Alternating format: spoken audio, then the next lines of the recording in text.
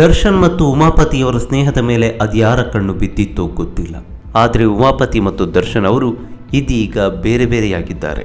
ಯಾರೋ ಒಬ್ರು ಹಿಂಗ್ಸು ದರ್ಶನ್ ಮತ್ತು ಉಮಾಪತಿಯವರ ಜೀವನದಲ್ಲಿ ಬಿರುಗಾಳಿಯನ್ನೇ ಎಬ್ಬಿಸುವಂತೆ ಮಾಡಿದ್ರು. ಹೀಗಾಗಿ ದರ್ಶನ್ ಅವರು ತನ್ನ ಜೀವನದಲ್ಲಿ ಒಂದೊಳ್ಳೆ ಸ್ನೇಹಿತ, ಒಂದೊಳ್ಳೆ ನಿರ್ಮಾಪಕರನ್ನು ಕಳೆದುಕೊಳ್ಳುವಂತಾಯಿತು. ಹಾಗೆ ಉಮಾಪತಿಯವರು ಕೂಡ ಒಂದೊಳ್ಳೆ ಸ್ನೇಹಿತ, ಒಂದೊಳ್ಳೆ ನಟನನ್ನು ಕೂಡ ಕಳ್ಕೊಂಡ್ರು. ಅದೇನೇ ಇರಲಿ, ಆದರೆ ಅಭಿಮಾನಿಗಳಲ್ಲಿ ಮೂಡುವಂತಹ ಒಂದಿಷ್ಟು ಪ್ರಶ್ನೆಗಳು, ಒಂದಿಷ್ಟು ಗೊಂದಲಗಳಿಗೆ ಇದೀಗ ತೆರೆ ಎಳೆಯಬೇಕಾಗಿದೆ. ಯಾಕಂತ ಹೇಳಿದರೆ, ಕನ್ನಡ ಚಿತ್ರರಂಗದಲ್ಲೇ ಒಂದು ಹೊಸ ಮೈಲುಗಲ್ಲನ್ನು ನೆಟ್ಟಂತಹ ಸಿನಿಮಾ ರಾಬರ್ಟ್. 100 ಕೋಟಿ ಕ್ಲಬ್ ಸೇರಿದಂತಹ ಈ ಸಿನಿಮಾ ಕರೋನಾದ ಟೈಮ್ನಲ್ಲಿ ಬಿಡುಗಡೆಯಾಗಿದ್ದರೂ ಪ್ರೇಕ್ಷಕರನ್ನು ಚಿತ್ರಮಂದಿರದತ್ತ ಸೆಳೆಯೋದಕ್ಕೆ ಸಫಲವಾಯಿತು. ಇಂತಹ ಒಂದು ಅತ್ಯದ್ಭುತವಾದಂಥ ಸಿನಿಮಾದ ನಿರ್ಮಾಪಕರೇ ಉಮಾಪತಿ. ಯಾವುದಕ್ಕೂ ಕೊರತೆ ಇಲ್ಲದಂತೆ ಸಿನಿಮಾವನ್ನು ನಿರ್ಮಿಸುವ ಕೆಲವು ನಿರ್ಮಾಪಕರಲ್ಲಿ ಉಮಾಪತಿಯವರು ಕೂಡ ಒಬ್ಬರು. ಇದೇ ರಾಬರ್ಟ್ ಟೀಮನ್ನು ಇಟ್ಟುಕೊಂಡು ಉಮಾಪತಿ ಮತ್ತು ದರ್ಶನ್ ಅವರ ಮುಂದಿನ ಸಿನಿಮಾವೇ ಸಿಂಧೂರ ಲಕ್ಷ್ಮಣ. ಈ ಚಿತ್ರದ ಟೈಟಲ್ ಕಾರ್ಡ್ಗೆ ಪೂಜೆ ಕೂಡ ಆಗಿತ್ತು. ಈ ಚಿತ್ರಕ್ಕೂ ಕೂಡ ರಾಬರ್ಟ್ ಚಿತ್ರದ ನಿರ್ದೇಶಕ ತರುಣ್ ಸುಧೀರ್ ಅವರೇ ಆಕ್ಷನ್ ಕಟ್ ಹೇಳಬೇಕಾಗಿತ್ತು. ಆದರೆ ಪ್ರಸ್ತುತ ದರ್ಶನ್ ಮತ್ತು ಉಮಾಪತಿಯವರ ಮಧ್ಯೆ ಕಂದಕವೇ ಏರ್ಪಟ್ಟಿದ್ದು, ಹೀಗಾಗಿ ಸಿಂಧೂರ ಲಕ್ಷ್ಮಣ ಸಿನಿಮಾ ರಿಲೀಸ್ ಆಗುತ್ತಾ, ದರ್ಶನ್ ಅವರು ಸಿಂಧೂರ ಲಕ್ಷ್ಮಣನಾಗಿ ಕಾಣಿಸಿಕೊಳ್ಳಲಿದ್ದಾರಾ ಅನ್ನೋ ಪ್ರಶ್ನೆ ಅದೆಷ್ಟೋ ಅಭಿಮಾನಿಗಳ ಮನದಲ್ಲಿದೆ. ಮೇಲ್ನೋಟಕ್ಕೆ ಈ ಸಿನಿಮಾ ಬರುವುದೇ ಡೌಟ್ ಎಂದು ಹೇಳಲಾಗ್ತಿದೆ. ಆದರೆ ಒಂದು ಪಾಸಿಬಲ್ ಇದೆ. ಅದೇನೆಂದರೆ, ಈ ಸಿನಿಮಾದ ಹಕ್ಕು ಯಾರಲ್ಲಿ ಇದೆ ಅನ್ನೋದೇ ಇವೆಲ್ಲ ಗೊಂದಲಗಳಿಗೆ ತೆರೆ ಎಳೆಯುತ್ತೆ. ಈ ಸಿನಿಮಾದ ನಿರ್ದೇಶಕ ತರುಣ್ ಸುಧೀರ್ ಇವರು ದರ್ಶನ್ ಅವರಿಗೆ ಪ್ರಸ್ತುತವೂ ತುಂಬ ಆತ್ಮೀಯರಾಗಿದ್ದಾರೆ. ಅದೆಷ್ಟೋ ಸಿನಿಮಾ ಅದು ಯಾವ್ಯಾವ ಬ್ಯಾನರ್ನಲ್ಲಿ ಸೆಟ್ಟೇರಿದ್ರು, ಆ ಬಳಿಕ ಫೈನಾನ್ಸ್ ಪ್ರಾಬ್ಲಮ್ನಿಂದಾಗಿ ಮತ್ತೊಬ್ಬರು ನಿರ್ಮಾಪಕರು ಆ ಚಿತ್ರವನ್ನು ಟೇಕ್ ಓವರ್ ಮಾಡಿದ್ದೂ ಇದೆ. ಹೀಗಿರಬೇಕಾದ್ರೆ ಸಿಂಧೂರ ಲಕ್ಷ್ಮಣ ಸಿನಿಮಾವನ್ನು ಬೇರೆ ಯಾವ ನಿರ್ಮಾಪಕ ಕೂಡ ಮಾಡುವಂತಹ ಸಾಧ್ಯತೆ ಇದೆ.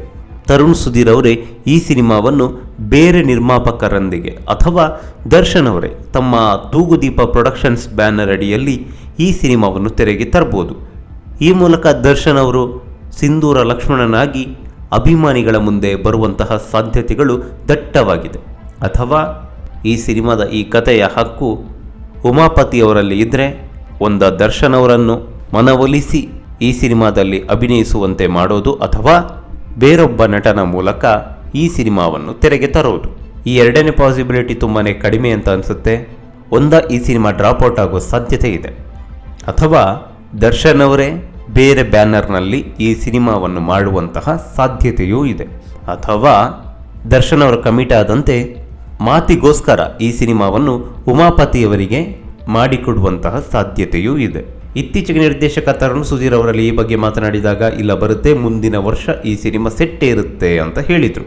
ಮುಂದಿನ ವರ್ಷದಿಂದ ಈ ಸಿನಿಮಾದ ಚಿತ್ರೀಕರಣ ನಡೆಯುತ್ತೆ ಅಂತಲೂ ಹೇಳಿದರು. ಆದರೆ ಆ ಬಳಿಕ ಸಿಂಧೂರ ಲಕ್ಷ್ಮಣನ ಯಾವುದೇ ಅಪ್ಡೇಟ್ ಕೂಡ ಸಿಕ್ಕಿರಲಿಲ್ಲ. ತರುಣ್ ಸುಧೀರ್ ಅವರು ಹೇಳಿದ್ದು ನಿಜವೇ ಆಗಿದ್ದರೆ ಈ 3 ಪಾಸಿಬಿಲಿಟಿಯಲ್ಲಿ ಯಾವುದಾದ್ರೂ ಒಂದು ಆಗಿಯೇ ಆಗುತ್ತೆ. ಆಂತರಿಕ ವಿಚಾರ ಅದು ಏನೇ ಇರಲಿ ಅವರವರ ಮಧ್ಯೆ. ಆದರೆ ಅಭಿಮಾನಿಗಳಿಗೆ ದರ್ಶನ್ ಅವರು ಸಿಂಧೂರ ಲಕ್ಷ್ಮಣನಾಗಿ ಅಬ್ಬರಿಸೋದು ಅಷ್ಟೇ ಮುಖ್ಯ. ಹೀಗಾಗಿ ದರ್ಶನ್ ಅವರು ಸಿಂಧೂರ ಲಕ್ಷ್ಮಣನಾಗಿ ಕಾಣಿಸಿಕೊಳ್ಳುವಂತಹ ಎಲ್ಲ ಲಕ್ಷಣಗಳು ದಟ್ಟವಾಗಿ ಗೋಚರಿಸ್ತಾ ಇದೆ.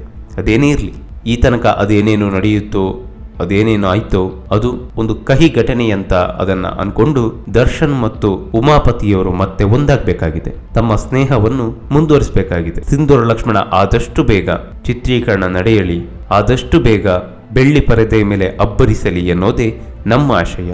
ನಮಸ್ಕಾರ.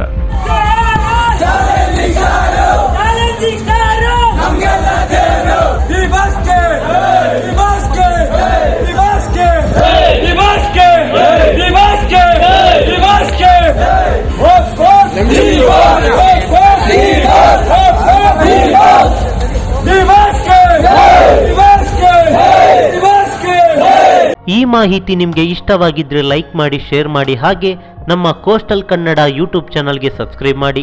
ನಮ್ಮ ಹೆಚ್ಚಿನ ಅಪ್ಡೇಟ್ಸ್ಗಳಿಗಾಗಿ ಕೋಸ್ಟಲ್ ನೆಟ್ವರ್ಕ್ ಇನ್ಸ್ಟಾಗ್ರಾಮ್ ಪೇಜ್ ಹಾಗೆ ಫೇಸ್ಬುಕ್ ಪೇಜ್ಗೆ ವಿಸಿಟ್ ಮಾಡಿ. ಧನ್ಯವಾದಗಳು.